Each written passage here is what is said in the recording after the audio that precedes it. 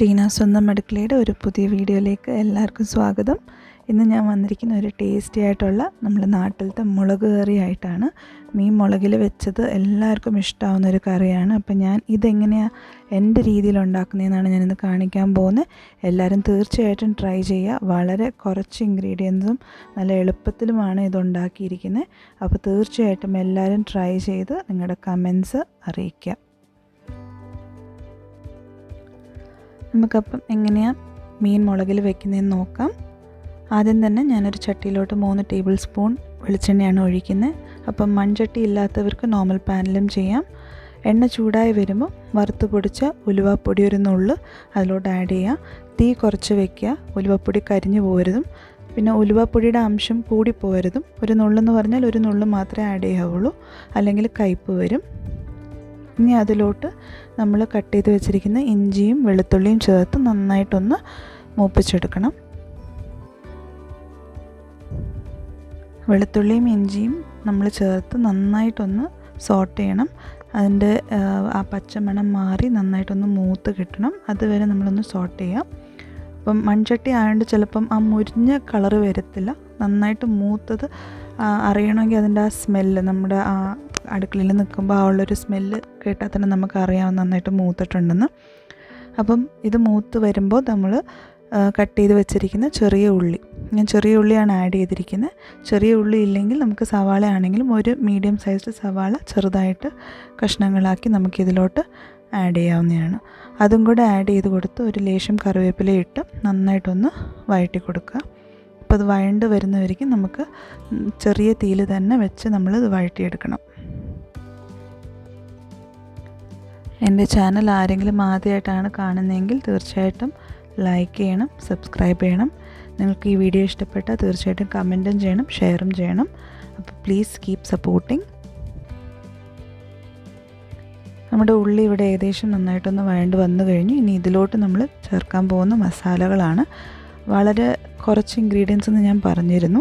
അപ്പം ഇതിന് നമുക്ക് മുളക് പൊടിയാണ് മെയിൻ ഇൻഗ്രീഡിയൻറ്റ് എരിവിന് വേണ്ടിയിട്ട്. അപ്പോൾ ഞാനിവിടെ യൂസ് ചെയ്തിരിക്കുന്നത് കശ്മീരി ചില്ലി പൗഡറാണ്. അപ്പോൾ നിങ്ങളുടെ അടുത്ത് രണ്ടും കൂടെ മിക്സ് ചെയ്തതാണെങ്കിൽ എരിവിനനുസരിച്ച് നിങ്ങൾ ആഡ് ചെയ്യുക. ഞാനിവിടെ കശ്മീരി ചില്ലി പൗഡർ മാത്രം ആയതുകൊണ്ട് ഞാൻ 1.5 ടേബിൾ സ്പൂൺ ആഡ് ചെയ്തിരിക്കുകയാണ്. പിന്നെ 1/2 കിലോ മീനേ ഉള്ളൂ, അതുകൊണ്ട് 1.5 ടേബിൾ സ്പൂൺ മതി. അപ്പോൾ നിങ്ങളുടെ എരിവ് ഉള്ളതാണെങ്കിൽ 1 ടേബിൾ സ്പൂൺ വല്ലതും ആഡ് ചെയ്തിട്ട് എരിവ് നോക്കിയിട്ട് വേണമെങ്കിൽ ആഡ് ചെയ്താൽ മതി.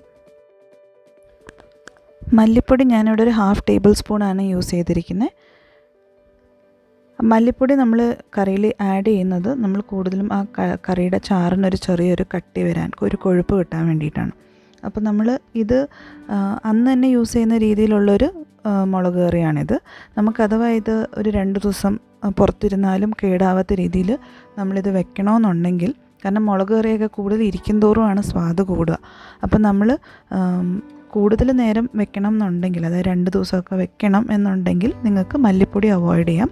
മല്ലിപ്പൊടി യൂസ് ചെയ്ത് കഴിഞ്ഞാൽ കറി നാശമായി പോകാനുള്ള ചാൻസ് ഉണ്ട്. അപ്പോൾ നമുക്ക് മല്ലിപ്പൊടി അവോയ്ഡ് ചെയ്തിട്ട് മുളക് പൊടി മാത്രം വെച്ചിട്ട് നമുക്ക് ഈ കറി ഉണ്ടാക്കാം.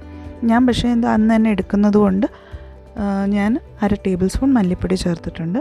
ഇതിലോട്ട് പിന്നെ ഞാൻ കഴുകി കുതിർത്ത് വെച്ചിരിക്കുന്ന നമ്മുടെ കുടംപുളിയും ആഡ് ചെയ്ത് നന്നായിട്ടൊന്ന് ഇത് വഴറ്റി കൊടുക്കാം. കുറച്ച് വെള്ളം ആഡ് ചെയ്തിട്ടുണ്ട്. പിന്നെ ഇനി ബാക്കി ഒരു 1.5 ഗ്ലാസ് വെള്ളമാണ് ഞാൻ യൂസ് ചെയ്തിരിക്കുന്നത്. ഒരു 400 ml വെള്ളത്തോളം വരും. അപ്പോൾ ഇത്രയും ആഡ് ചെയ്തിട്ട് നന്നായിട്ടൊന്ന് തിളയ്ക്കുമ്പോഴത്തേക്കും നമുക്ക് ആവശ്യത്തിന് ഉപ്പും കൂടെ ചേർത്ത് കൊടുക്കാം.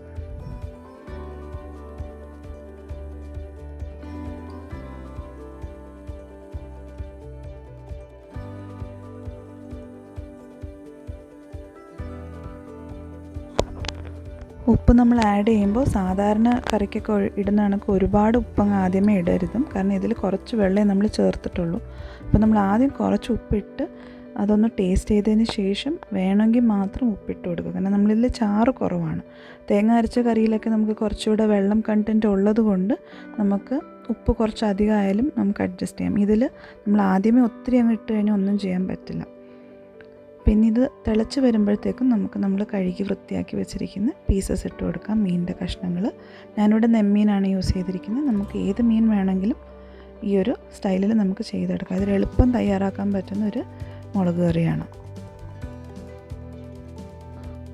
മീനിൻ്റെ കഷ്ണങ്ങൾ ആഡ് ചെയ്തതിന് ശേഷം നമ്മൾ ചട്ടി ഒന്ന് ചെറുതായിട്ടൊന്ന് കറക്കി കൊടുത്ത് നമ്മൾ ആ ചാറ് മീനിൻ്റെ കഷ്ണങ്ങളുടെ മുകളിൽ വരുന്ന കണക്ക് നമ്മളൊന്ന് ആക്കി കൊടുക്കണം. എന്നിട്ട് വേണം തിളപ്പിക്കാൻ വെക്കാൻ. സ്പൂണിട്ട് നമ്മൾ ഇളക്കുമ്പോൾ ചിലപ്പോൾ മീൻ പൊടിഞ്ഞു പോകും.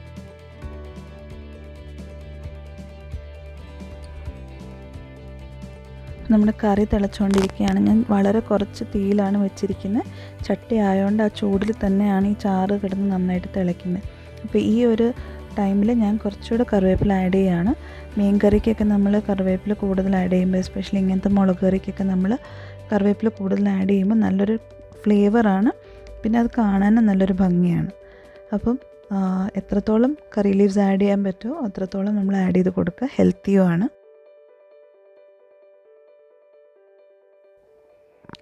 ഒരു 4 മിനിറ്റ് ഇതൊന്ന് അടച്ച് വെച്ച് നമുക്ക് തിളപ്പിച്ച് കഴിഞ്ഞാൽ നമ്മുടെ മീൻ കറി ഓൾമോസ്റ്റ് റെഡിയാവും.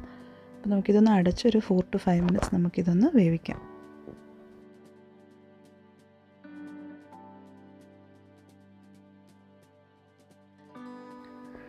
നമ്മുടെ മീൻ കറി ഇവിടെ റെഡിയായി കഴിഞ്ഞു. ഇനി ഇത് ഒന്ന് ഉപ്പ് നോക്കുകയാണ്. ലാസ്റ്റ് സ്റ്റേജ് ഉപ്പ് നോക്കിയിട്ട് നമുക്ക് വേണമെങ്കിൽ നമുക്ക് ആഡ് ചെയ്ത് കൊടുക്കാം. അപ്പോൾ ഇത് ഒന്ന് ഇരിക്കുമ്പോൾ ഒന്നും കൂടെ ആ ചാറൊന്ന് വറ്റും.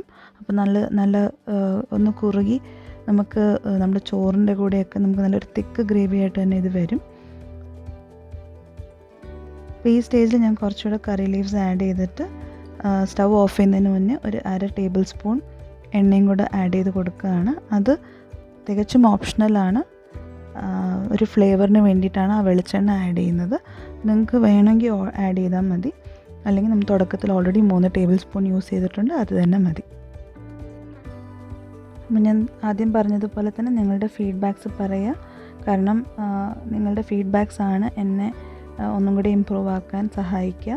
അപ്പോൾ ഇതിലെന്തെങ്കിലും നിങ്ങളുടെ വേ ഓഫ് കുക്കിങ്ങിൽ എന്തെങ്കിലും വ്യത്യാസം ഉണ്ടോ, നിങ്ങളുടെ നാട്ടിൽ ചെയ്യുന്നതിലുമായിട്ട് വല്ല വ്യത്യാസം ഉണ്ടെങ്കിലൊക്കെ നിങ്ങൾ പറയുക. അപ്പോൾ ആ സ്റ്റൈലും കൂടെ ട്രൈ ചെയ്ത് വീഡിയോ ആയിട്ട് ഇടുന്നതായിരിക്കും. അപ്പോൾ കീപ് സപ്പോർട്ടിങ്. എല്ലാവരും ഇത് ട്രൈ ചെയ്യുക. വളരെ ടേസ്റ്റിയാണ്. ഏറ്റവും കൂടുതൽ ടേസ്റ്റി ആയിട്ട് ഇതിൻ്റെ കോമ്പിനേഷൻ എന്ന് പറയുന്നത് കപ്പയാണ്. അപ്പം കപ്പയും മീൻ കറിയാണ് എൻ്റെ favourite.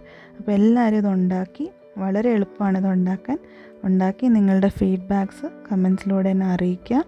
Please like, share and subscribe ചെയ്യുമ്പോൾ ആ ബെൽ ബട്ടൺ ഒന്ന് എനേബിൾ ചെയ്തേക്കുക. അപ്പോൾ ഞാൻ ഇടുന്ന വീഡിയോസിൻ്റെ നോട്ടിഫിക്കേഷൻ നിങ്ങൾക്ക് വരും. അപ്പോൾ keep supporting. Thank you for watching Teena's സ്വന്തം അടുക്കള. See you in the next video.